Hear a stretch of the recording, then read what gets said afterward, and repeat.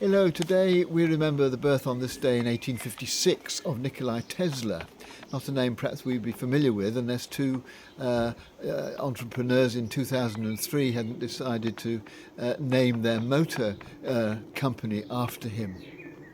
Because they wanted to specialise in electric cars, they named it the Tesla Company, and of course Elon Musk took it over the following year. But he was a pioneer in the field of electricity and came over from Serbia, worked initially with Thomas Edison, and then began a relationship that was fraught with difficulty.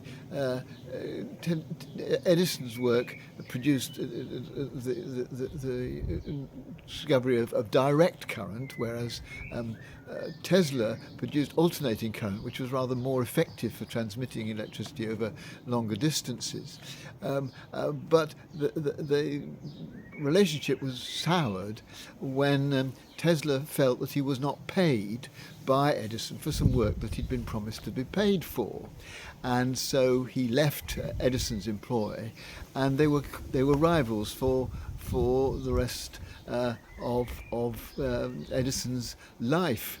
It was rumoured that they might share the Nobel Prize on one occasion for their work with electricity, but it didn't happen because it said neither of them was prepared to share the prize with the other, and certainly not prepared to share the prize money, and so neither of them got it.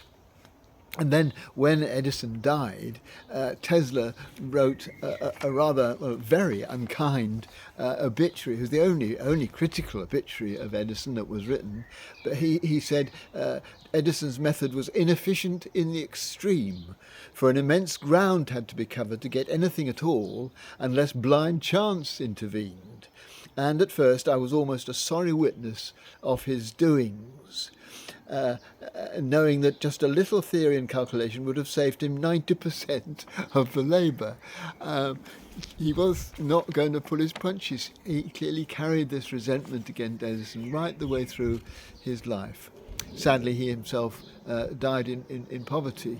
Various schemes of his had collapsed, and I think that's partly why his work was never taken up by any of the major corporations.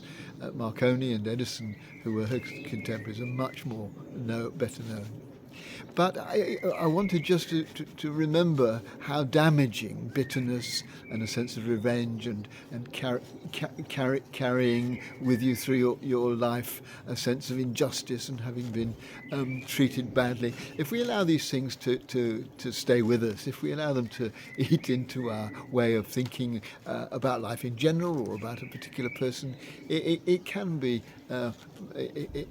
undermining. And I just wonder whether Tesla might have been more obviously successful had he had a more generous approach and a more forgiving attitude.